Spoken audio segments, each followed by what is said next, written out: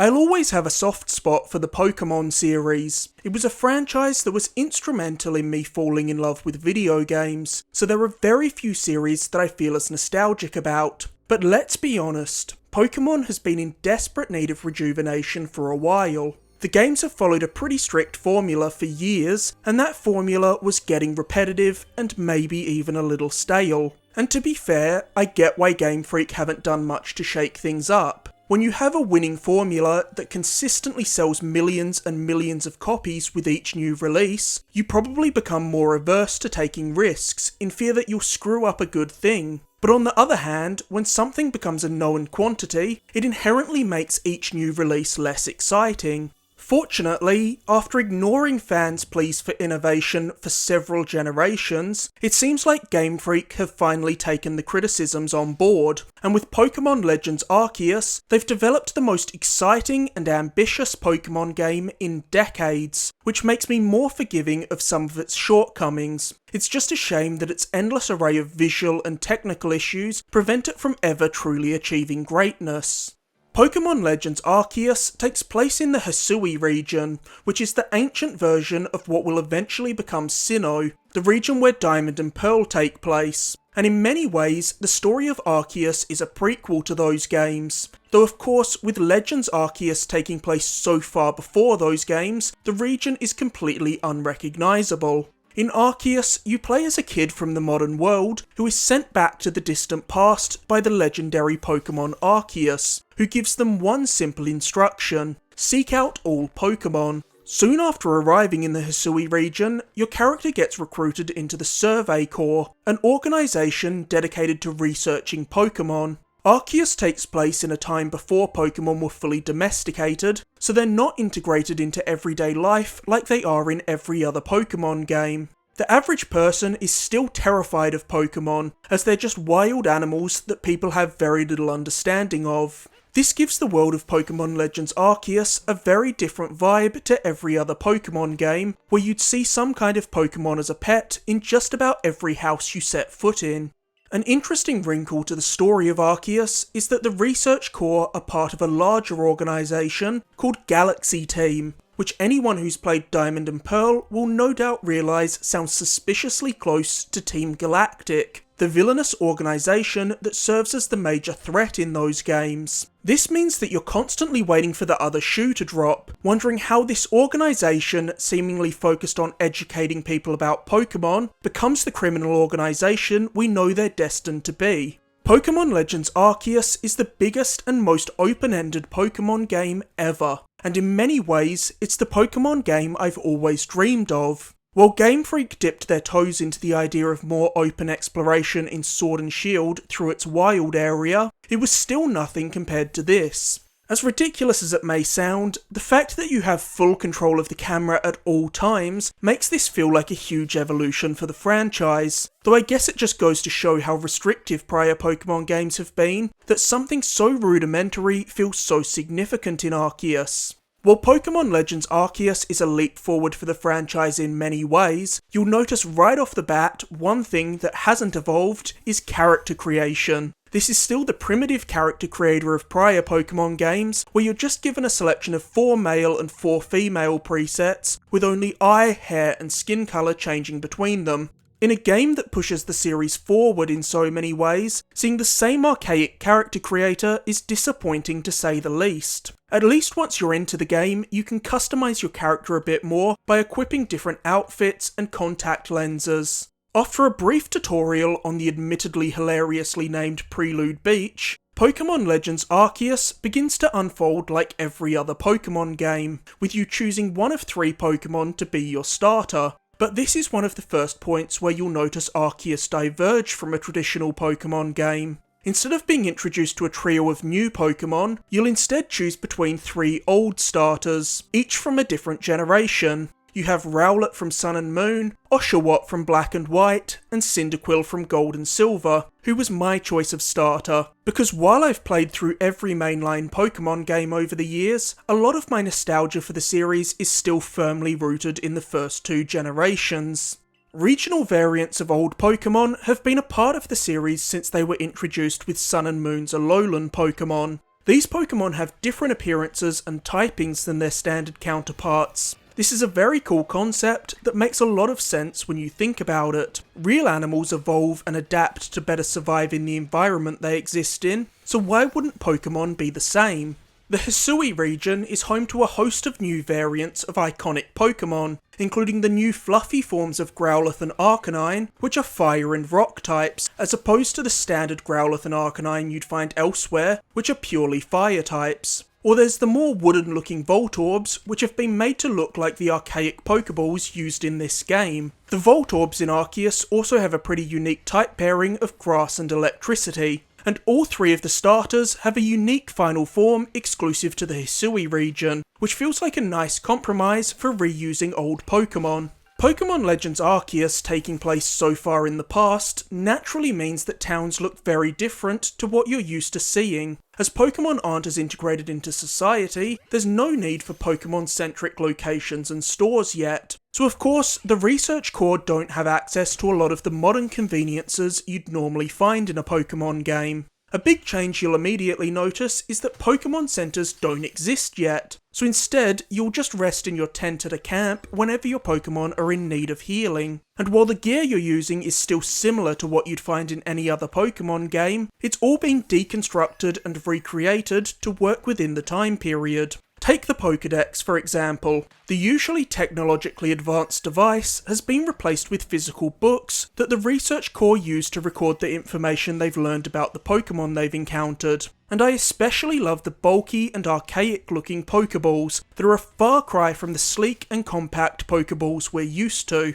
Earlier I mentioned that Pokémon Legends Arceus opens with the line, "Seek out all Pokémon," and this one line summarises what Pokémon Legends Arceus is all about. Arceus puts the emphasis back onto catching Pokémon. When looking to reimagine the Pokémon franchise, it feels like Game Freak decided to strip the series back to the "gotta catch 'em all" tagline and rebuild from there. This time period is still early days for Pokemon research, so you can't just catch a Pokemon and have your Pokédex entry filled out for them. You'll actually have to catch multiples of every Pokemon so they can be properly studied. In fact, you'll likely have to catch dozens of each Pokemon if you want to completely fill out their Pokédex entry. When you open your Pokédex, you'll find different research tasks to complete for each Pokemon. These range from catching a certain amount of the Pokemon, to catching large specimens of the Pokemon, to catching the Pokemon without it seeing you, to witnessing the Pokemon use a specific move a certain number of times.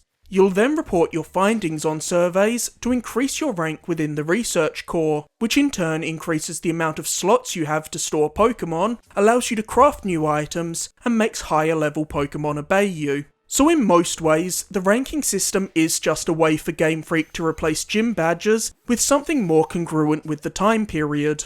If you've ever played a Pokemon game, you know the formula for catching a Pokemon. You get into a random encounter, battle the Pokemon to weaken it, and when its health is low, you go to your items and choose to throw a Pokeball at it. This mechanic has remained unchanged since Pokemon Red and Blue, but in Pokemon Legends Arceus, the way you go about catching Pokemon has changed drastically. Firstly, there are no random battles. Every Pokemon you encounter will be wandering around the environment, like the Pokemon in the wild area of Sword and Shield. This is a great change that stops you from having to run back and forth through grass in hopes of finding the one Pokemon you're after. But the biggest change to catching Pokemon actually comes in the mechanics themselves. In Pokemon Legends Arceus, you can just whip out a Pokeball at any point and manually aim and throw it at a wild Pokemon, which means you can often catch Pokemon without having to battle them. You'll have a higher chance of catching a Pokemon if you catch them off guard and hit them in the back with a Pokeball. So maps are filled with patches of tall grass and shrubbery that you can skulk about in to get the jump on unaware Pokemon. Though there are still a couple of scenarios where you'll need to weaken Pokemon in battle to catch them. One of these situations is when you encounter an alpha Pokemon. These are unusually large Pokemon that are drastically higher leveled and more powerful than the standard versions of the Pokemon. Because they're so strong, these Pokemon won't be caught without a battle. The other time you won't be able to catch a Pokemon just by throwing a Pokeball at it is when a Pokemon has caught wind of your presence and become aggressive. The way Arceus telegraphs how difficult a Pokemon is to catch, and what Pokemon you can and can't catch without a battle, is through an arrow above their head. The more arrows that appear above a Pokemon, the harder they are to catch. And if there's an X above their head, you won't be able to catch that Pokemon without a battle. As always, there's a variety of different Pokeballs to choose from in Arceus, but seeing as you're manually throwing these Pokeballs, there's another added layer of thought required when using the different Pokeballs. For example, air balls are great for catching flying Pokemon, but they're also much lighter, so when you throw them, they'll carry forward in a straight arc much further than a normal Pokeball. Or conversely, a heavy ball is great for catching large Pokemon, but its hefty weight means that you can't throw it as far as other Pokeballs, so you'll need to get very close to a Pokemon before throwing it. While the battle mechanics in Pokémon Legends Arceus are largely similar to prior Pokémon games, there are a few new twists to liven things up. Pokémon Legends Arceus retains the turn-based battle system of prior Pokémon games, but now turn orders aren't set in stone like they normally would be, meaning if your Pokémon's speed stats are higher than its opponents, you may be able to make 2 moves back to back. This subtle but meaningful change remixes the Pokemon battle system and makes fights a little more reminiscent of a Final Fantasy active time battle system. Playing into this change, many of your Pokemon's attacks can be modified to be a Swift style or Strong style version of the attack. Strong style attacks deal substantially more damage, but you'll likely have to wait longer to make another move after using them. Whereas Swift style attacks are much quicker and will usually allow you to land the first attack of a battle, but also deal less damage than the standard version of the attack. Pokémon Legends Arceus makes your character feel more involved in battles than they ever have before, and there are a couple of reasons for this. One of these is that you can physically move your character around the battle arena to check the fight out from different angles. This makes Pokemon battles feel far more dynamic and exciting than they ever have before.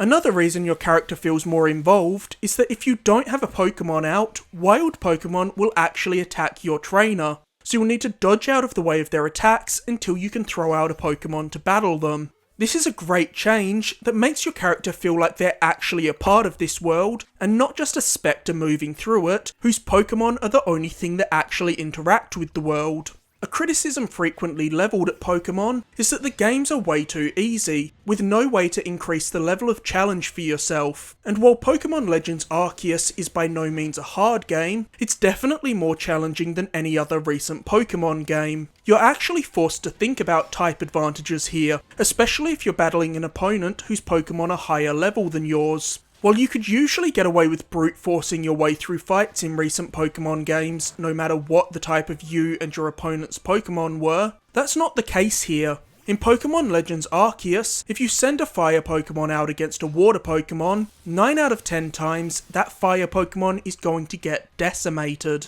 There are also times where you're forced to battle more than one wild Pokemon at once, and these fights can turn ugly fast. It's very easy to get overwhelmed and end up having Pokemon after Pokemon get knocked out when you're in a 2-on-1 battle. I was actually caught off guard by just how often my Pokemon were being knocked out towards the end of the game, which was a very refreshing feeling after how mind-numbingly easy Brilliant Diamond and Shining Pearl were.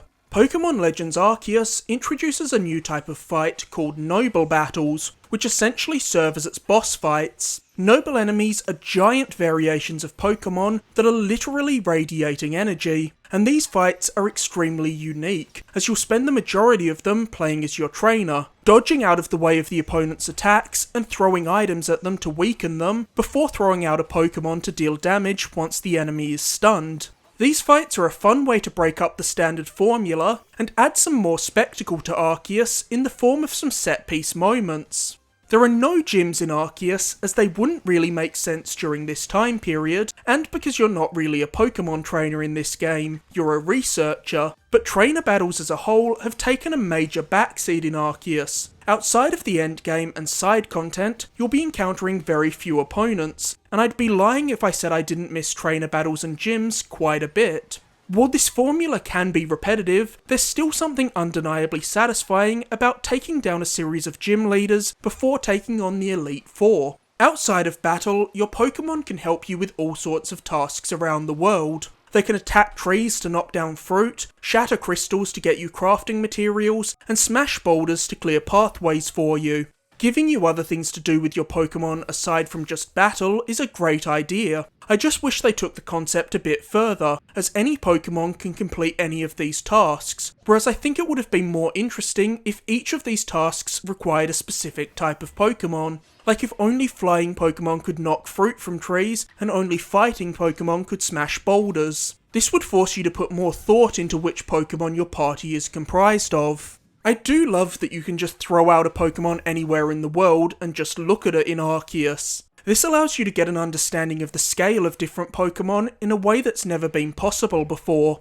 There are an abundance of ways to get XP to level up your Pokemon in Pokémon Legends Arceus. In fact, just about everything you do rewards your Pokemon with XP, be it battling, catching Pokemon, even having a Pokemon knock a piece of fruit out of a tree nets them a little bit of XP. Another big change in Pokémon Legends Arceus is that when a Pokemon is able to learn a new move or evolve, it won't just happen automatically. You'll instead go into a menu to handle these things. This is a great quality of life change, as it means you're not getting interrupted when you're in the middle of doing something. Instead, you can just get around to evolving your Pokemon and editing their movesets whenever you feel like doing it. With Pokémon Legends Arceus being an entirely solo experience, there's no way to trade with or battle other players. This means that trade evolutions have been done away with completely, which as someone who largely plays Pokémon games solo anyway, is a much appreciated change. One of my favourite aspects of Arceus is its environments. I especially love the hub town and the weirdly cozy vibe it has to it. There's a huge amount of variety to the locations in Arceus. There's volcanic areas, vast oceans, snowy mountains, and grassy plains. This environmental variety allows each Pokemon to be placed in environments where it would make sense for them to live and thrive. After all, it would be bizarre if you were just stumbling across fire types in snowy areas. Unfortunately, while the open world is pretty interesting looking, there's just not much to do in it, and once the novelty of seeing all the wild Pokemon wandering around wears off, you start to realise just how empty a lot of the locations feel. A new mechanic introduced in Arceus is having Pokemon mounts to help traverse the game's sizable maps. These mounts can be summoned with the press of the plus button, and all up there's 5 mounts, each with a unique purpose. Weirdeer can dash across large areas in the blink of an eye, Ursaluna can sniff out buried treasure for you, Basculegion can help you cross bodies of water, Sneasler can scale mountains, and Braviary can fly you across large stretches and help you safely glide down from mountaintops. Seeing as you're not moving between towns like you would in a traditional Pokemon game, you'll need to rely more on your own faculties and craft what you need when you're out in the wild. You can craft various Pokeballs, potions, and all sorts of other useful items. Across the Hisui region, you'll encounter countless people who have side missions to offer. Many of them need your help with their Pokemon-related problems, like catching a specific Pokemon to help them with their workload, or to help solve an argument about the appearance of a Pokemon they've seen in the wild. Other people will offer you fun little distractions, like target practice with Pokeballs, or a race to see how quickly you can charge through a series of balloons while riding your Weirdeer, or ask you to craft a specific item for them. The biggest problem with Pokémon Legends Arceus is one that has plagued nearly every recent Pokémon game, which is that it just holds your hand way too much. This game just cannot get out of its own way. Arceus doesn't really let you off the leash to do your own thing for about 5 hours, and this introductory section is not only too long, but painfully slow and boring. I so badly want an option in the Pokemon games to just tick a box that says, I've played a Pokemon game before, I don't need every little thing explained to me in a borderline condescending way. All I wanted to do was get out and start exploring, but the game just kept holding me back and pulling me back to the hub area for hours and hours, and it really started to drive me nuts. Pokemon is obviously a series targeted to kids, so it needs to be approachable for them, but 5 hours of guidance is just overkill, and I think there are legitimately going to be people who just bounce off of Arceus before it gets good, because they don't have the patience for its plodding start. It's easy to see that Game Freak have pulled inspiration from a lot of different games for Pokémon Legends Arceus, though it's clear that there are 2 main inspirations that Arceus borrows a lot from, with those games being Breath of the Wild and Monster Hunter. Pokémon Legends Arceus' art style borrows heavily from Breath of the Wild. When you're exploring a vast, colourful field in a game with this kind of aesthetic, it's impossible to not think of Breath of the Wild, which is both a good thing and a bad thing. On one hand, Breath of the Wild is a gorgeous game stylistically, so any comparison to it is a compliment to some extent. On the other hand, when your game doesn't look as good as its inspiration, which Pokémon Legends Arceus definitely doesn't, you're constantly being reminded of a much better looking game. Similarly to the way Pokémon Legends Arceus takes a lot of visual cues from Breath of the Wild, its structure feels almost directly lifted from Monster Hunter. Choosing which hub area you want to go on an expedition to from an overworld map, and preparing meals to boost your stats before heading out are both very reminiscent of Monster Hunter's mechanics, and the way you have an overall research level that increases as you complete expeditions and report your findings feels suspiciously similar to the way your hunter rank increases in Monster Hunter, though every piece of art is influenced by other works, so if you're looking for inspiration, it makes sense to borrow from some of the most beloved games ever. Now, let's address the elephant in the room. Pokémon Legends Arceus is not an impressive game visually. In fact, it's downright ugly at times. Arceus looks fine when you're playing it in handheld mode. I played it on the Switch OLED, and there are moments where the colours of the world really pop. And the small screen size does mask some of the game's visual blemishes. It still doesn't look great by any means, but it's serviceable. But when you play it on a TV and see it blown up on a big screen, it looks straight up bad. The textures are muddy, and the game has a litany of performance issues, all of which become significantly worse when playing docked. The frame rate is wildly inconsistent and often dips severely, and Pokemon in the distance move in a choppy, almost slideshow-like fashion, which to be fair has been a recurring issue in recent Switch games. I feel like the Switch's lack of horsepower has been noticeable for a while, but it's become more and more apparent since the new consoles launched. Even when taking the Switch's technical limitations into account, the game is still well below par.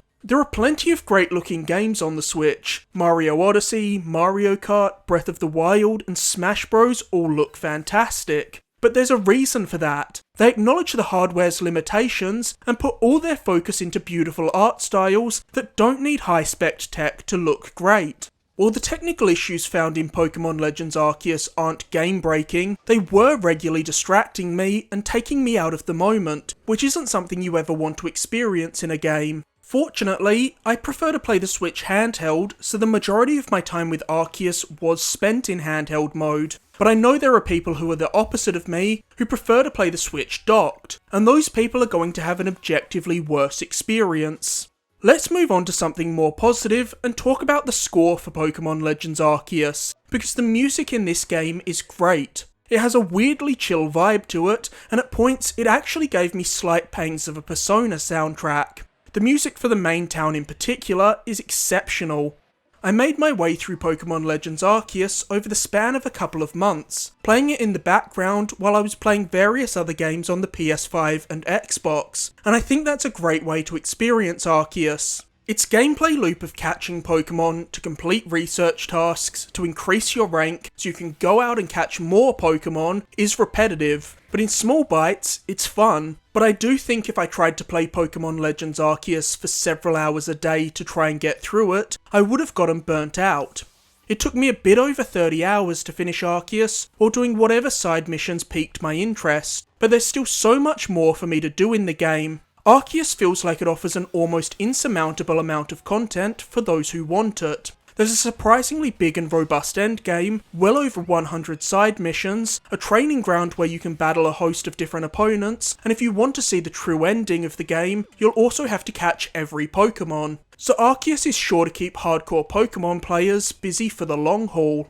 If Pokémon Legends Arceus achieved one thing for me, it's that it made me more excited for the future of the Pokémon franchise than I've been in a long time. It feels like we're on the precipice of turning a huge corner with the Pokémon series. If new games like Pokémon Scarlet and Violet can combine the freedom and expanded catching mechanics of this game with the structure and gyms of a traditional Pokémon game, Game Freak could provide us with some truly remarkable games, and maybe even the best Pokémon games yet.